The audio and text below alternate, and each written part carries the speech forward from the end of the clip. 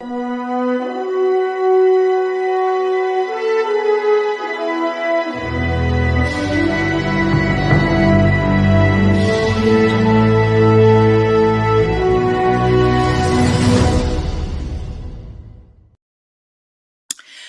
good morning, everybody. Welcome to the Today Show. I'm Dr. Laurie Davis, your host, and my beautiful colleague, Jill Younghusband, and our esteemed leader and founder of the Disability Channel, Jay Stoyan. Good morning, guys and gals. Good morning, Dr. Laurie. How are you? I'm doing great. We've had a week or so off, so we're back for season 2. Good morning, Jay. How are things in Toronto? Things are rocking and rolling here in Toronto. Lots of stuff going on, lots of opportunities, lots of updates. So I just wanted to join the wonderful ladies of the Today Show and see what's going on today. I know you have a couple great guests, so why don't you tee up the show and then I'll jump back in, Laurie. Okay, thank you. Whoopsie. Good morning, Jill. Here we are. Good morning, Dr. Laurie. I've missed you. Like, wow. It's been too long. I know. It's been a couple of weeks and a lot going on for sure. And how are things in Edmonton this morning? We always give a little weather report. It's raining here in Drayton Valley. Yes, it's raining here and it's chilly. I had to turn my heat on today. Oh, yeah. Mm-hmm. Yeah. Mm-hmm. But, we've had a wonderful summer and I'm looking forward to season 2 of the Today Show, and so it's a privilege to be here, and I'm looking forward to our guests today. Okay, great. Well, Jay's dropped by, so I'm just going to bring him in to say hello. And I would just, while we're here, the three of us, just have you introduce, Jill, who we're going to be speaking with today. Well, today we are going to be speaking with one of the co-founders of the Canadian Walk for Veterans, Mr. Marc Burchell. And also, we're going to be speaking with Eleanor Taylor of the True Patriot Love Foundation. She's a community liaison. And True Patriot Love is now affiliated and now are the coordinators of the Canadian Walk for Veterans. And so it's a wonderful partnership that has happened. And we're going to hear about the history of the Canadian Walk for Veterans and what they're about, and the walk that's coming up the 21st and 22nd of September. Oh, wow. All right. It's coming up. Right. Well, Jay here is busy working the platforms to share the show. So let's just bring our guests to the stage. Good morning, Marc, and good morning, Eleanor. Good morning. Thank you for joining us today and taking time out of your busy schedules to be here. Great to be here. Thank you for having us. Yes. All right. So I'm going to turn the mic over to Jill, our host today, and Jill, I'll have you introduce Marc and Eleanor just a little more about them. And then whatever is going to come out of the broadcast, I know it'll be full of information. So over to you, Jill. Yes, lots to cover here today, because this is a wonderful opportunity to share with the public the Canadian Walk for Veterans. I first got involved with it back in 2018, I think it was, Marc. Yeah, it was 2018. Yes, when I heard a veteran on Facebook pleading for support, and his name was Aaron Bedard. And so I reached out to Aaron and met with him and some other veterans, and he had mentioned, well, I'm going to have this Canadian Walk for Veterans. We want to raise awareness for veterans causes, and Marc will go further into that. And so I became the lead for the Ottawa location of the Walk for Veterans, and for a few years I was involved on boots on the ground in Ottawa, and we had some successful events, and I got to know Marc, and it's still going, and that is so wonderful, because we put so much work into it in the beginning. And now it's just growing, and the right people are coming and showing up to keep the momentum going. So with that, Marc, if you would like to give us some background, because I know it started off with the Equitas Society, I believe, and then it changed into One Veteran Society and the Canadian Walk for Veterans. That's right. Well, it's still a lot of work, Jill. Just ask the folks at True Patriot Love, who have taken it over for the first time this year. But going back to the origins of True Patriot, or the Canadian Walk for Veterans, it actually came as a fundraiser for an organization called Equita Society, of which I was the president. And Equita Society was formed to fund a class action lawsuit against the government of Canada, because when in 2006, when the new charter was introduced, it eliminated lifelong pensions for disabled soldiers and replaced it with lump sum payments. And the lump sum payments were totally inadequate. And I'll give you an example. One of our representative plaintiffs, Major Marc Campbell, he lost both of his legs in a gun battle with the Taliban in Afghanistan. And the minute he lost his legs, he lost his job too, because he's now no longer needed in the military. But his wife also lost her job. She was in the military, and she had to become his caregiver. So, you know, if he had been wounded a few days before the new Veterans Charter had been implemented, he would have had a lifelong pension to live on. But because he was wounded after they implemented the new Veterans Charter, he was given $200,000 and expected to live the rest of his life on that. And as Marc would tell you, you know, if you have a light bulb burn out in your house, you just get a step ladder or stand on a chair and change the light bulb. Well, Marc has to hire somebody to do that. He can't stand on a chair. And he wears out the seat of his pants all the time, moving from bed to chair to wheelchair to, you know, his truck. And now Marc is, I saw Marc in Ottawa last year, and now he's experiencing problems with his shoulders, which is now as a result of his injury, because he has to lift himself all the time. So it's putting a lot of strain on his shoulders. So that's not even a wound that, you know, that's a late occurring wound. Mm-hmm. Anyways, we launched a class action lawsuit. We funded the class action lawsuit, and it went to the Supreme Court of British Columbia, where we won the case.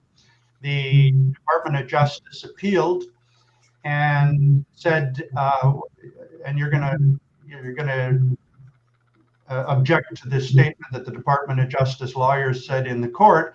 They said that they have no duty of care to injured veterans.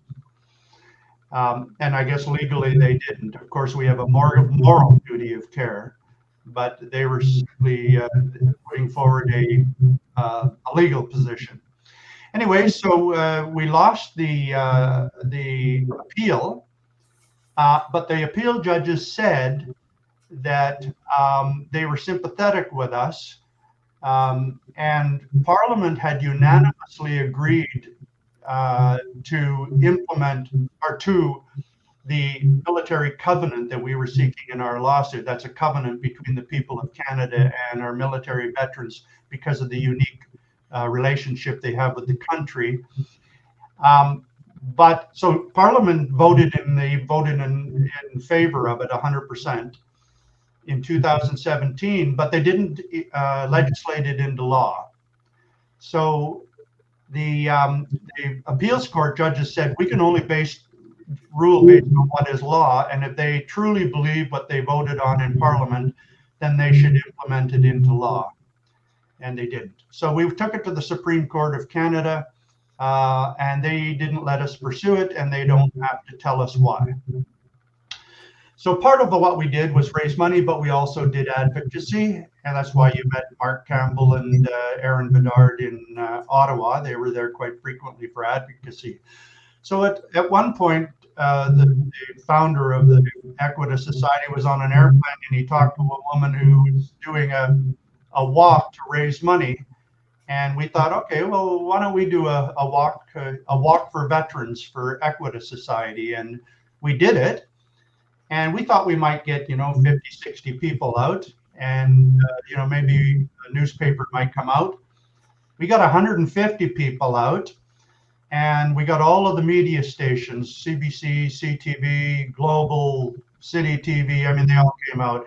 And it occurred to me at that time that this has legs. It's resonating with people, that people, given the opportunity to support, show their support for our veterans, that they needed something like that. They needed a vehicle to be able to express their gratitude. And so it looked and said, okay, this is too big to be kept just as a little Equita Society thing. So we approached people like you, Jill, in Ottawa to help us take it nationally. We changed the name to the Canadian Walk for Veterans, and we tried to disassociate it from Equita Society, because Equita Society was a bit of a protest and has some negative connotation because of a lawsuit and those kinds of things. And we wanted the Canadian Walk for Veterans to be more positive, to be really an opportunity to recognize the challenges that our veterans face after they serve, the impact it has on their lives, and an opportunity for the Canadian public to walk shoulder to shoulder with them, learn about their challenges, and to be at least one day a year to be able to say thank you. And we differentiate a little bit from Remembrance Day, because Remembrance Day is generally associated with an older generation, the First World War, Second World War, Korean War, and it's generally associated with those who have fallen soldiers. The Canadian Walk for Veterans tries to draw to the attention of the Canadian public that there's a new generation of veteran, that they're not old timers. They could be 20, 30, 40 years old, and they fought in the longest war that Canada ever fought in Afghanistan. And they are still among us. And so the Canadian Walk for our Veterans is a day when the public can say thank you, and they're here to hear it. Beautiful. Mm-hmm. And I can tell you that the two times that I hosted in Ottawa before the lockdowns, it brought so many people together, and people that I hadn't seen in 30 years when I first joined the military showed up. They heard about it on Facebook or saw the website, and they showed up on the day to volunteer, and it really did bring people together. It was a wonderful experience. It was a lot of work, but a wonderful experience. Well, it's work that we need to do. And I'll tell you, when you look around at world conditions right now, what's going on in the Ukraine and what's going on in Gaza, and the threats that are coming from China and Iran and North Korea and all of these things, a lot of these things are very similar to the conditions that led up to the Second World War. So, our treatment of our military and our veterans is no longer a matter of just doing the morally the right thing. It's a matter of national security. Yes. Because right now we have a recruitment crisis in our military, and that's largely because we have not invested in it. So they don't have the right equipment. They're not being funded. Their lives are put at risk because they don't have the right equipment. But they also see that when they're spewed back out into civilian life, that a lot of them are unprepared. They're trained to be soldiers, but they're not trained to be civilians to go back in. And so a lot of them struggle re-entering civilian life. And others, who may have aspirations or have had aspirations to enter the military, they look at that and say, well, maybe this isn't such a good idea. So we need to invest in our military. We need to make it a place where people are proud to be a member of the military, to wear the uniform, and to feel that they're being supported, and the equipment that they're using is quality equipment that's not Second World War surplus, that will actually help save their lives so they can do the job. Like, in any job, I've been in the corporate world all my life, and if you don't give your people the right tools to work with, they can't do the job, and it's demoralizing. Yes.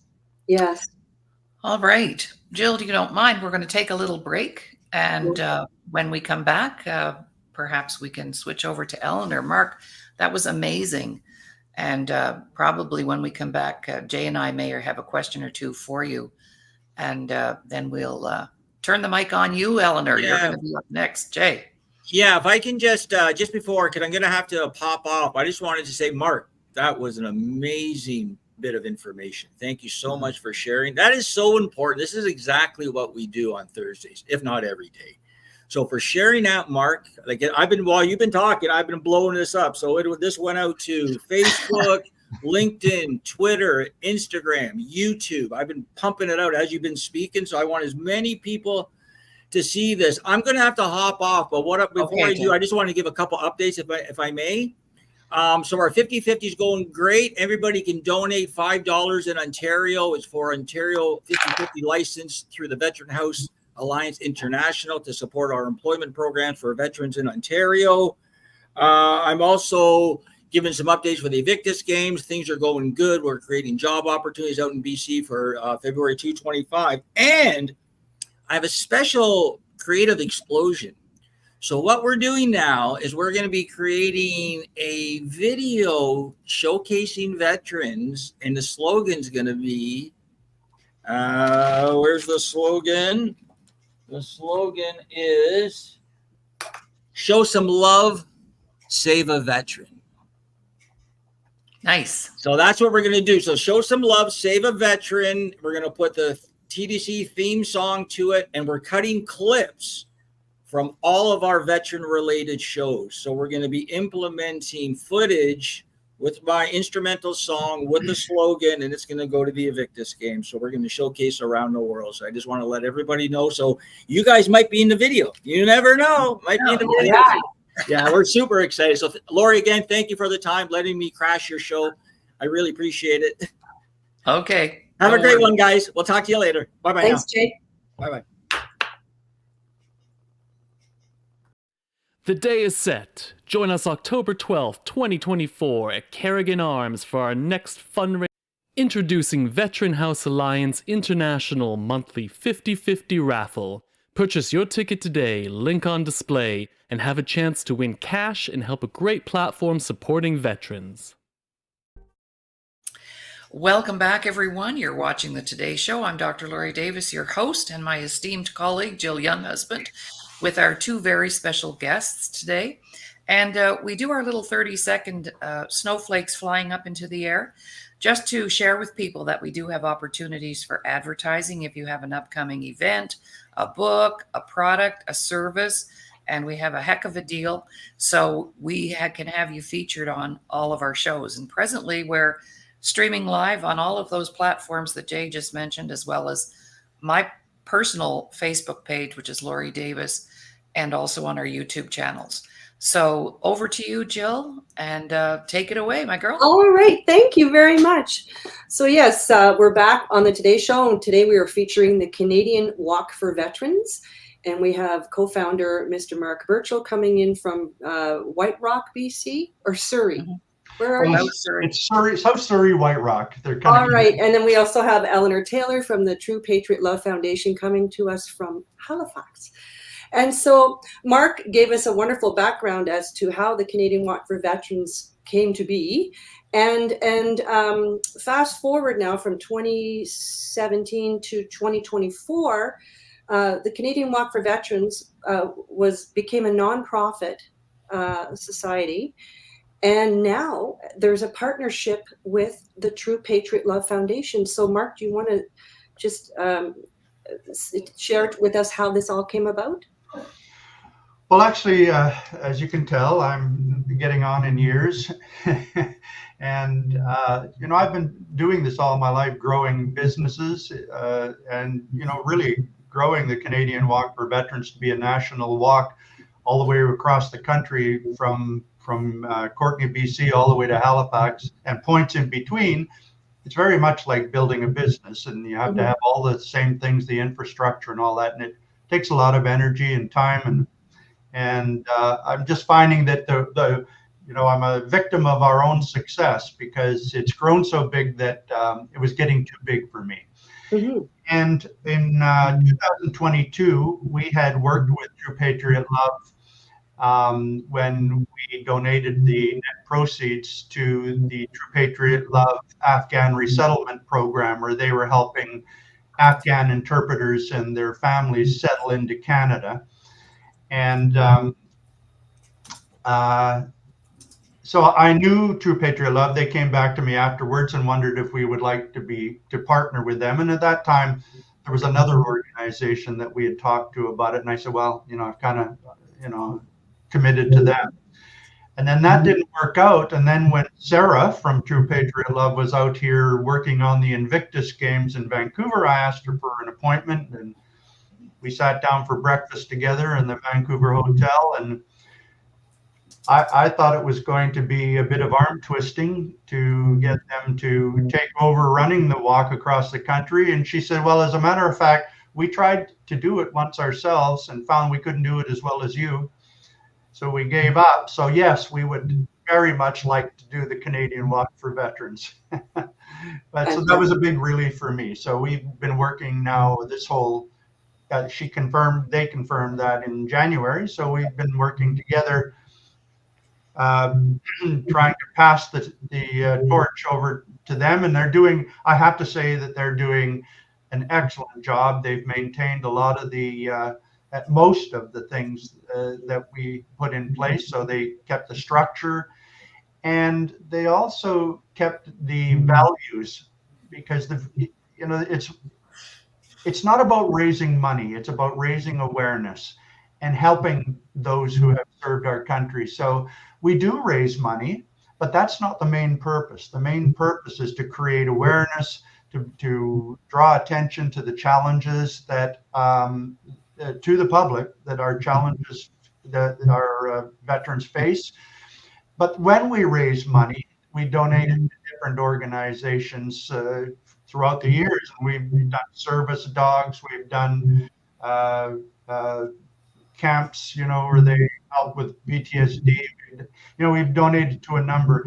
I have to say, one of the highlights of my life, or our experience, was when our theme was supporting the Afghan interpreters and their families that came over here from Afghanistan when we withdrew. Our Abbotsford walk, we had 5 carloads of Afghan interpreters and their families come to our Abbotsford walk, and they came up to the microphone and in kind of broken English and with tears in their eyes, thanked Canada for saving their lives. And it was amazing. So I have a picture of me with all 40 of them, and they were so grateful to us. Oh my goodness. So that was a very big moment, and it showed me how we're impacting lives by doing these kinds of things. And we hear about it all the time, and that's why it's growing. It's growing because people see the value and the benefit, but it starts from a base of strong values. It comes from caring, not money. It comes from doing the right thing. And so, that's why it's resonating. That's why that's why it's growing. And that's also why I was adamant that the right place for the right new home for the Canadian Walk for Veterans was True Patriot Love, because I knew Aaron O'Toole, who was one of the founders of the Canadian Walk for Veterans. I dealt with him. We were on opposite sides back in the day when he was the Minister of Veteran Affairs and I was suing him. But we became allies, and I had great respect for him. And so I knew about True Patriot Love, and I knew they shared our values. And so I'm still very happy that the little baby that you and I created, sort of, so to speak, the Canadian Walk, because you were a big part of founding the Canadian Walk for Veterans too, Jill.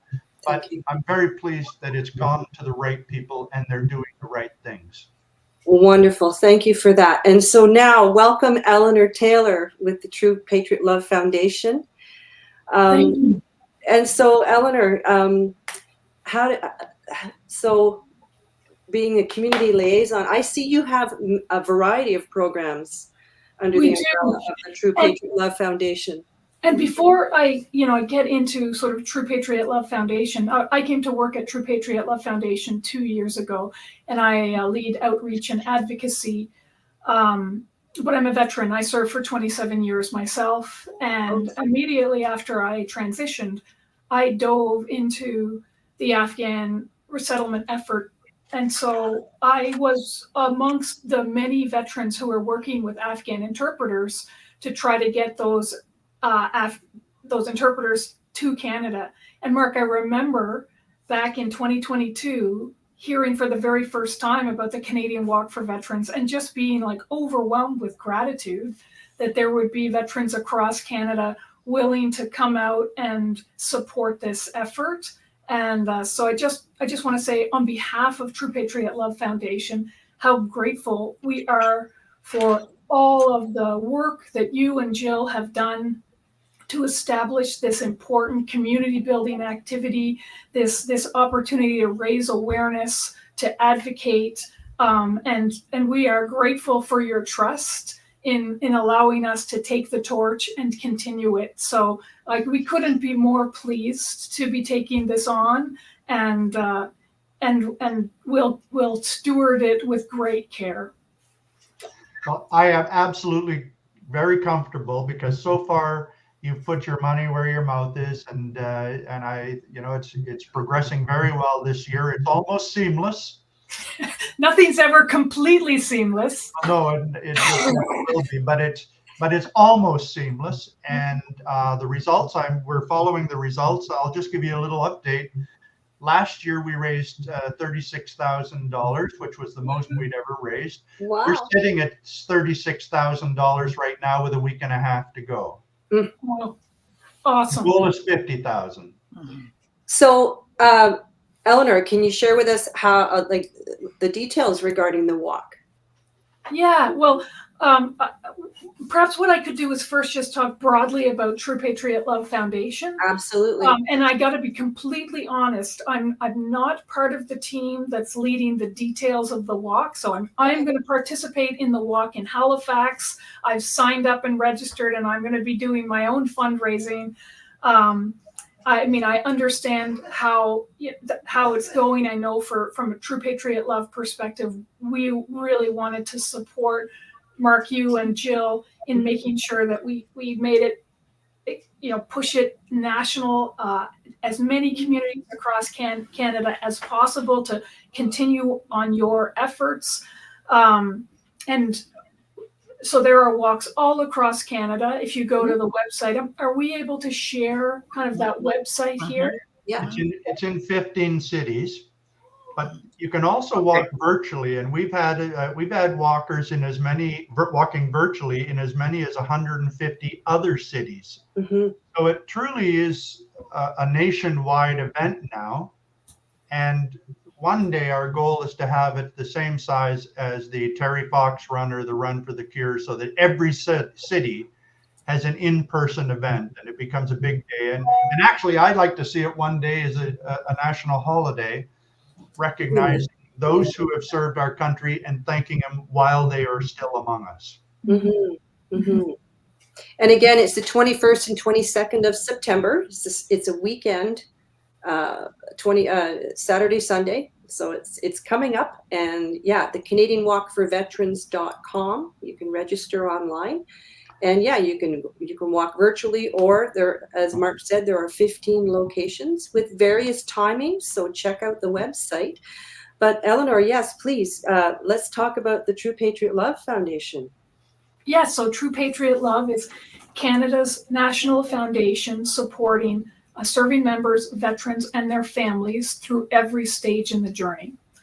And so our mandate covers a broad spectrum of things, starting with supporting ill and injured veterans, which is where we started in our mandate in 2009 when the foundation was established, and then broadening that to the full spectrum of veterans, serving members, and their families. And one of the things that Marc had mentioned in his comments is near and dear to my heart, and that is, preparing veterans for their transition. So employment and transition, and understanding the relationship between retention and supporting that transition and ensuring employment on the other side.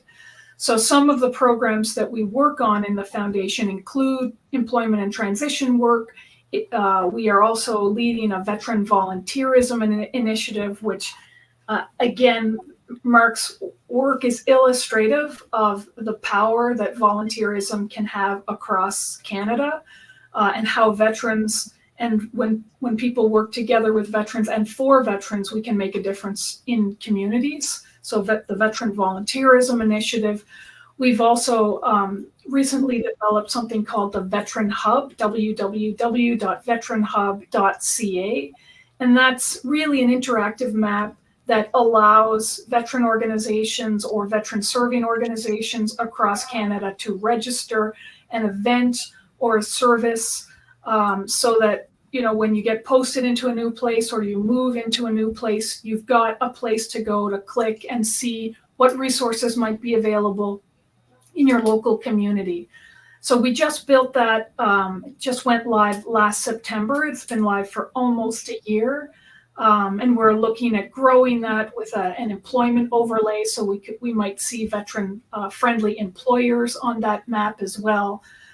So we're really excited that this partnership with the Canadian Walk for Veterans, it just deepens our relationship with communities across Canada who are seeking to serve veterans, to understand the issues facing our veterans, and find solutions. So again, we were super excited.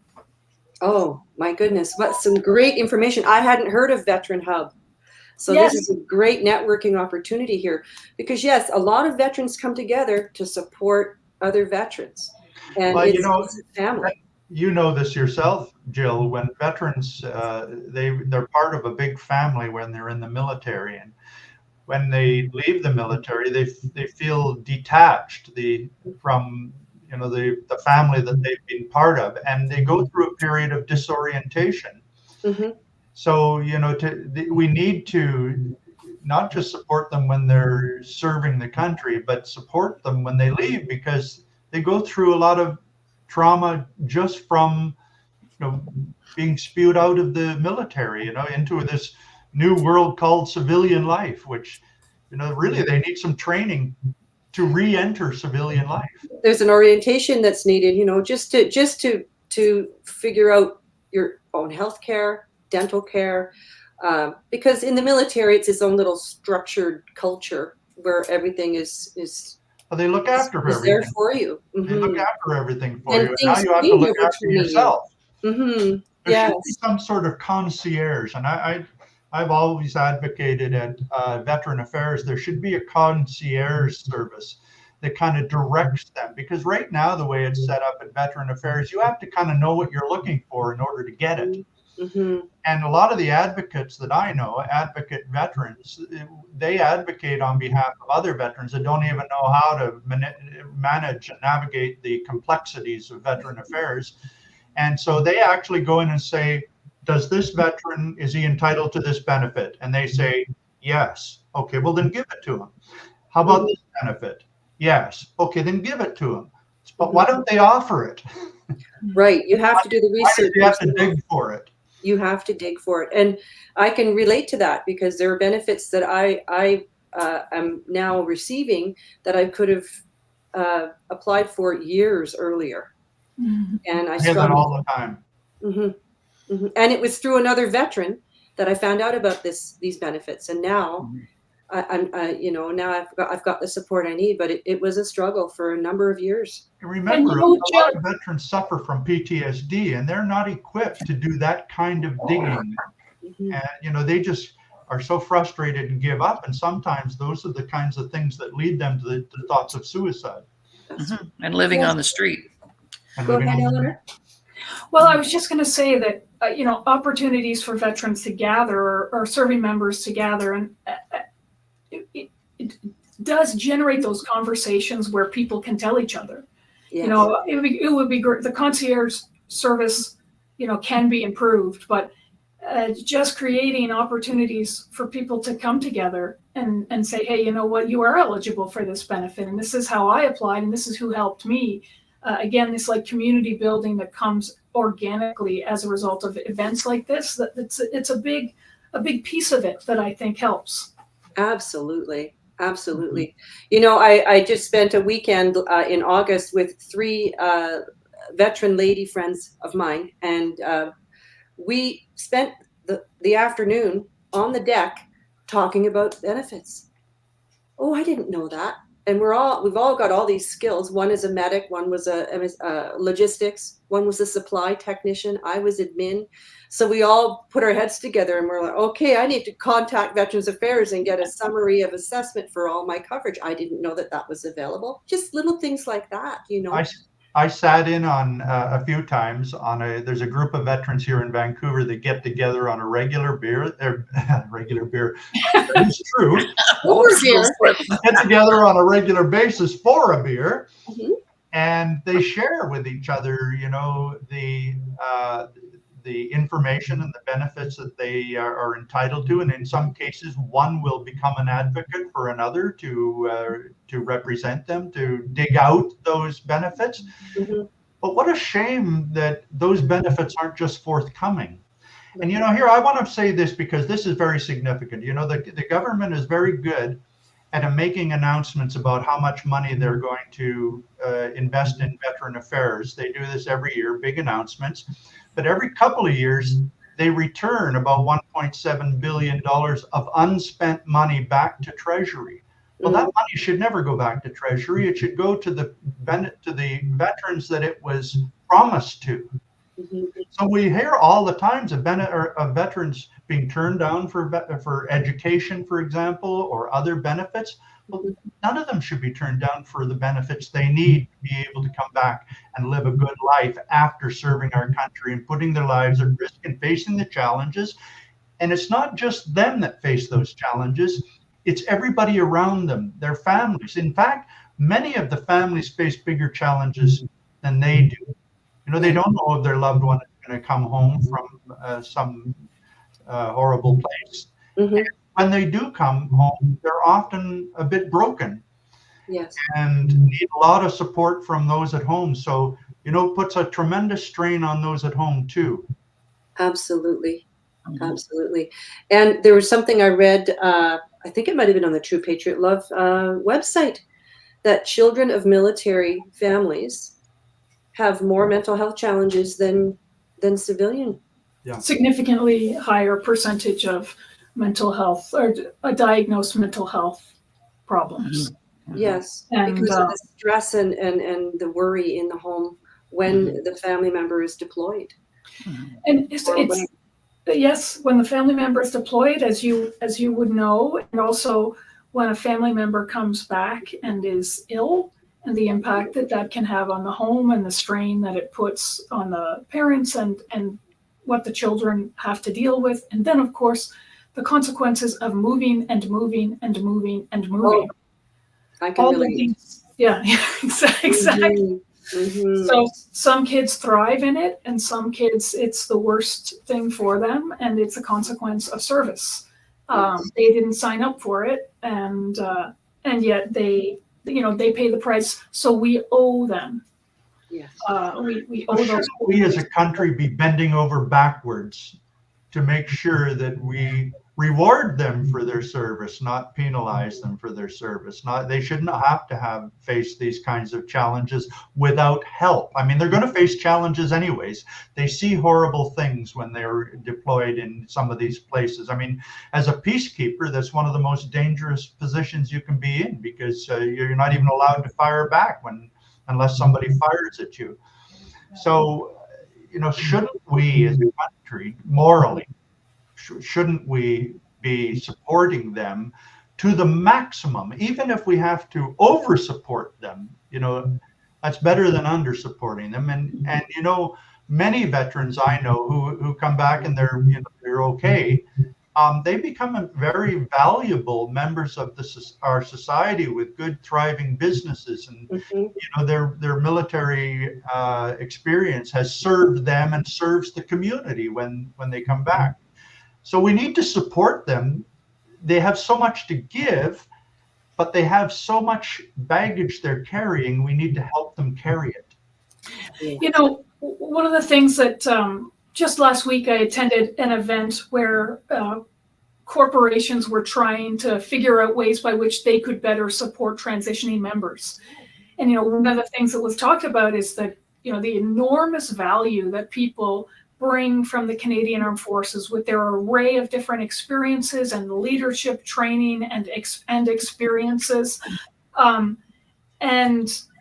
But what they struggle with is being able to visualize how their experiences overlay on a civilian landscape. And equally, those corporations, they can't visualize what, being a section commander in Kandahar means and how that can translate into skills that they can bring to the workplace. So there's this like knowledge transfer piece that both need to work at to take those skills that come from the Canadian Armed Forces and really employ them in the civilian workspace. And, I'm happy to say there's a lot of work being done to enable that, but it's really important. And then on the just going back to the point of services for families, there are some great services out there. Camp Maple Leaf, for example, runs a camp for veteran children or serving member children, some cases specifically those who have lost a parent due to service or who have a service-related stress injury, and they get great programming. The Wounded Warriors, they run a program called Warrior Kids, which again supports the kids of parents who have an operational stress injury. So there are wonderful programs out there. In some cases, it's getting the word out to folks that they're there and they're available. Some of it can come through Veterans Affairs, but there's a whole landscape of programs provided by not-for-profits and charities that we just have to make people aware of. Well, last year, Canadian Walk for Veterans, our theme and our support went to military family resource centers across the country. Mm-hmm. And the coin, every year we have a challenge coin, and it's a different coin, and it represents our theme. And last year, it had the scene on the front of the coin was that iconic vision of the little boy, "Wait for me, Daddy," where he was running down the street in New Westminster after his father, who was going to war.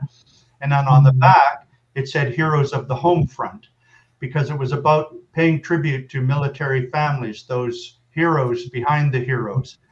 And actually, Terry Kelly, who is the composer, singer-songwriter of A Pittance of Time, which is played in schools and legions across the country, Terry and I got together and composed a song called "Heroes of the Home Front," and we made its world debut in the Sir John A. Macdonald Pavilion at the Sam Sharp Breakfast in Ottawa last year. Wow! And so we're now actually in discussions with Wounded Warriors about the use of Heroes of the Home Front to help with some of their programs. Where can we find that song, Marc? Yeah, I'd have to send you a link because it was on the Canadian Walk for Veterans website. It still is, but it's a hidden link. If you went to the website, you wouldn't find it. Could you send it to me and I'll share it on social media? I'll send you the link, and it's a great song. Terry and I. He lives in Halifax, and I live on the West Coast, and we would get together for 4 hours every morning, and maybe 2 hours at night. I play guitar, he plays keyboard, and we would just go through the painful process of putting the right lyrics together, and we came up with the song, and then Aaron O'Toole, it was his 10th year doing the Sam Sharp Breakfast. So he flew both of us out. Terry played A Pittance of Time, which had everybody in the crowd crying, which it always happens. And then we got up and performed Heroes of the Home Front together. So I'll send it to you, the link to you, Jill. We welcome you to advertise and promote your goods and services, and or brand your logo to 34 million subscribers on Canada Talks 167. Your investment will go towards our employment programs in the media industry for persons with disabilities and veterans. Thank you. Jill, I'd just like to have a little input, may I? Absolutely. Okay, because the seat that I sit in is the private sector. I'm not attached to any government agency or nonprofit organization. I've been in business for 32 years. And I created over 1,000 workshops with hard copy curriculum for adults, youth, and young children. And this is not a self-promotion. I'm going to make a point here. And my background's education. I taught school in Nova Scotia for 15 years. So when I became an entrepreneur 40 years ago, to do my own thing, now I have an amazing lineup of products, programs, and services for adults, youth, and young children that focus on self-worth, confidence building, communication, healing, recovery. And I've worked with RCMP officers, jail guards, veterans. I've worked heavily in the Indigenous community. But from the private sector, it's like this. I knocked on school doors for years after that. Couldn't get anywhere in there. I've knocked on doors of nonprofit organizations and wanted to donate and couldn't get in there. Because from the private sector, looking in, everything is a very much closed shop. So I see a gap there that, and I was really listening to both you, Eleanor, and Marc, because the more information I get, hopefully those barriers come down. But people are often have biases, if you will, that you're just out to make money. Yes. And because we're in business, and Marc, you know all about that. You were in business. Well, I also know about it because of veterans. Veterans are very skeptical about about these organizations, because there are a lot of them that make money off the backs of veterans and don't fulfill. Don't give back. Right. So that stigma that's attached to that, and it's the same as, and actually, we're in a position really to give a lot, more so than maybe the average bear. But 25 years working on and off reserve as well. I've worked heavily in the Indigenous communities across this country, north and south. And it's amazing the similarities, if you will, with returning veterans like Jill and Eleanor and anybody else. And I had a really beautiful meeting last week with someone who's worked heavily in the community of Nunavut. Actually, I interviewed her. And she kind of shared something that I think we could all connect to. And this is where I wanted to get to. She said, Laurie, think about this. When a person is in crises, so whether that's a veteran, whether that's a 15-year-old girl that just found out she's having a baby, it doesn't matter what the situation is. Picture that person being on fire. It's like a burning house, a burning building. And we're busy assuming and making gestures about what it is we think they need. Because we can't go to a burning house. What a burning house needs is a fire hose to put out the fire. And then maybe we can clarify what the needs are. So I've always worked the opposite of, I don't ask for people what they need in that moment of crises, because as Marc said, when you're in crises, you can't think about how to fill in a 20-page form to get a benefit because you're on fire. And I loved that analogy. That's so great. A lot of times we have to put out the fire and then take a step back and that person can then figure out, I don't really need that service. I don't really want that service, but I could really use this service.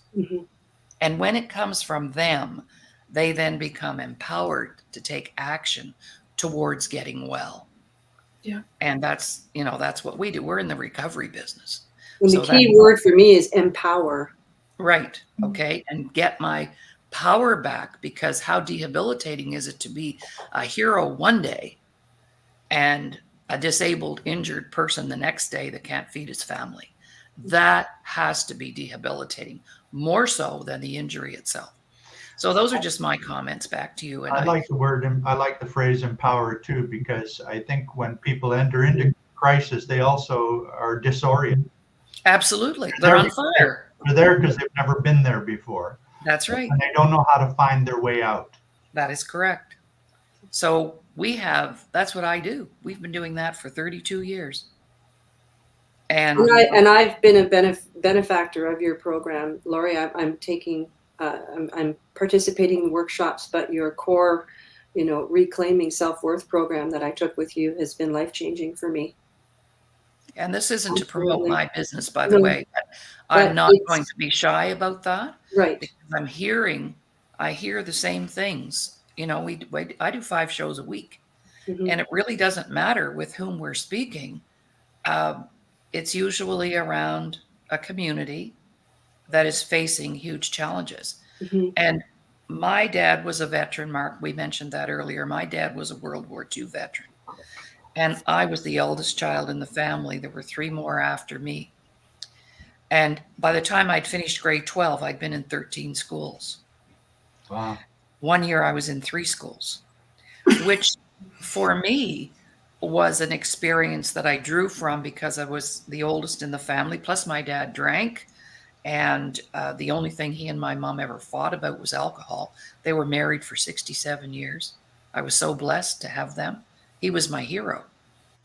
But at the end of the day, I have a sister who's lived in the same house for 40 years, has the same phone number. The thought of moving or going anywhere was just overwhelming for her. So what has she missed out on? You see, and now my generation, I'm 75. So, we're the next generation to that. We're the survivors of those World War II parents. Mhm. And we're aging, of course. But the impact of my dad being in the military, absolutely. Yes. And he did not have his first flashback till he was 75. And we found him sitting on the sofa in his underwear, crying because he had just had a memory. That's when his PTSD set in. The Second World War created a But it was whole. always there. It was always there. It created a whole bunch of dysfunctional families around the That's world. exactly what it did. They were gone for 2 to 5 years, came Mhm. home, and they come home to families they don't even know. My father met my oldest sister when she was 2 years old. Mhm. And and now he has to come back from the environment he was in and try to fit back into a family. Yeah. Oh, yeah. It's a real struggle for them, and the family never did actually pull it back together.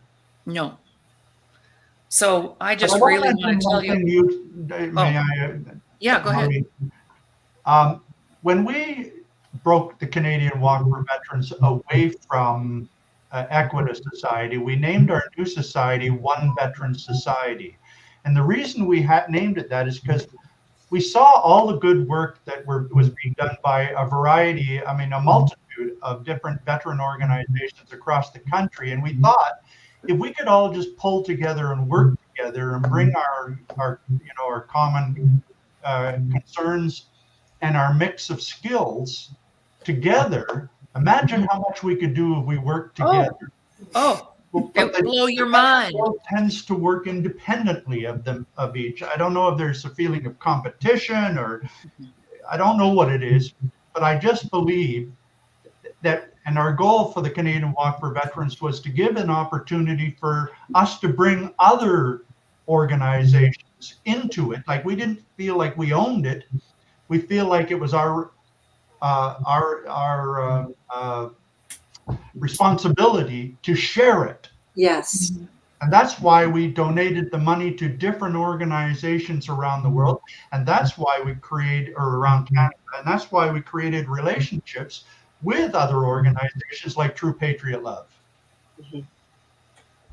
So it's all coming together, and it takes time to develop and to find like all the programs that Eleanor just shared with us today. I hadn't heard of, and I thought I was in the know, because this is what I do full time.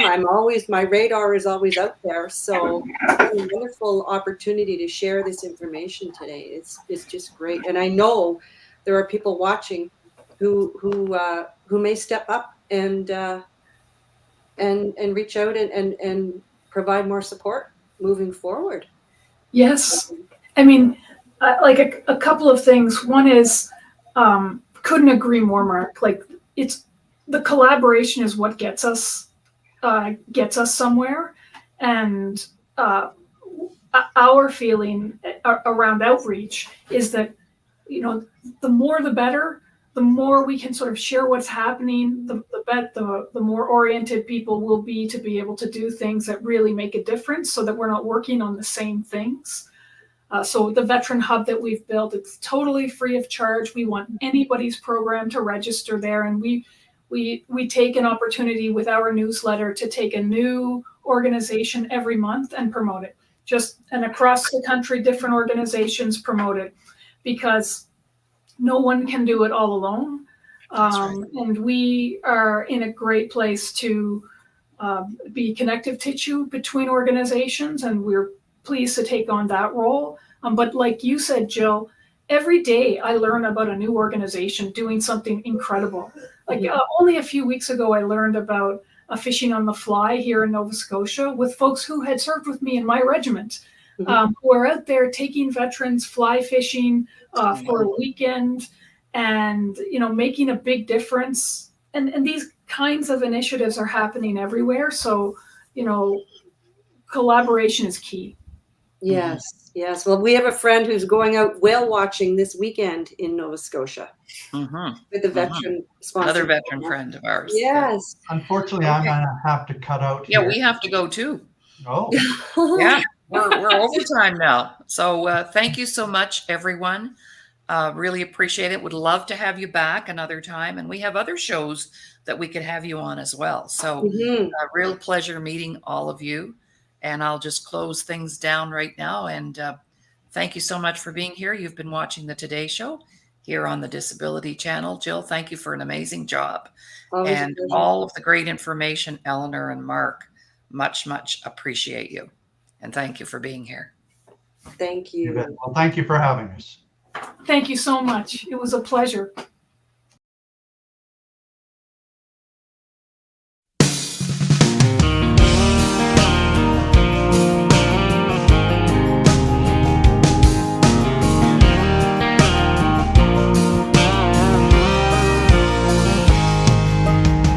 "18 and fresh out of school, living his life and trying to be cool. Johnny's world changed with a telegram. Pack your things and don't be slow, for Benin's where you gotta go. We're sending you to Vietnam. Saw things no one should see, all in the name of liberty.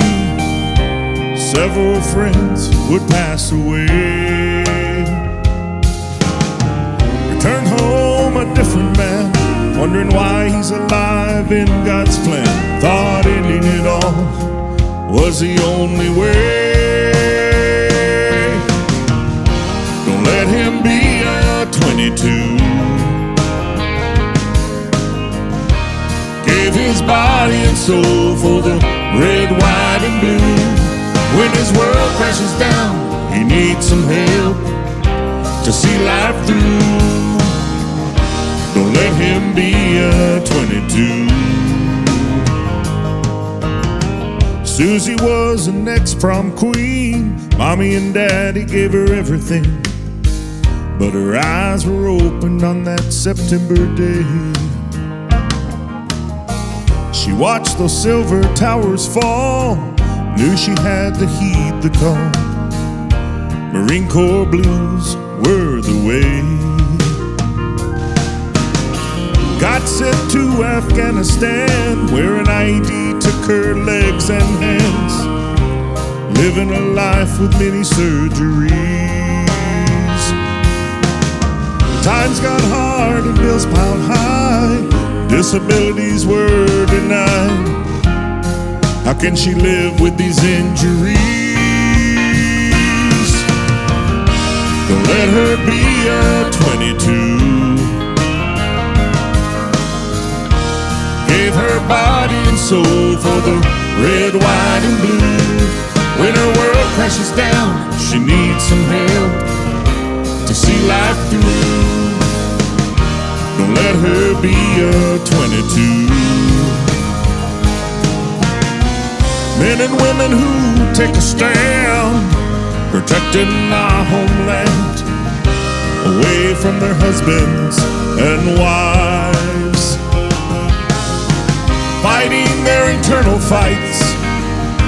with long and sleepless nights. They need our help to live better lives.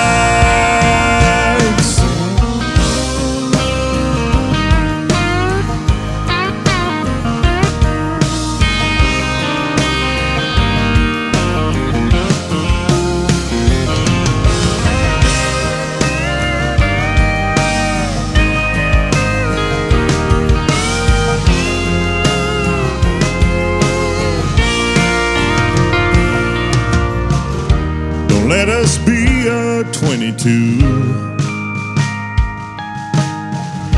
We gave our bodies and souls for the red, white, and blue. When our world crashes down, we need some help to see life through. Don't let us be a 22. Don't let us be a 22. Gave our bodies and souls for the red, white, and blue. When our world crashes down, we need some help to see life through. Don't let us be a 22. Don't let us be a 22. We gave our bodies and souls for the red, white, and blue.